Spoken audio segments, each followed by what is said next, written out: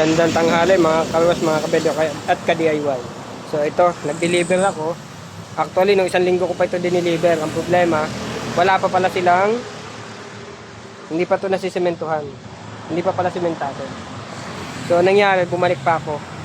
Bumalik ako ngayon kasi nasimento na nila. So sinet up ko po.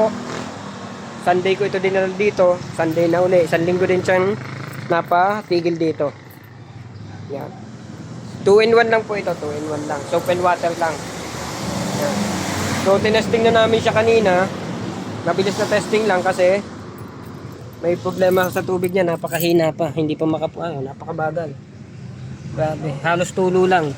Pag Sunday daw kasi mahina talaga ang tubig sa kanila dito. So kaya ayan. Na-testing na naman siya. Yun yung shampoo. Tinesting na rin tubig. Okay na rin. 2-in-1 po. 2-in-1.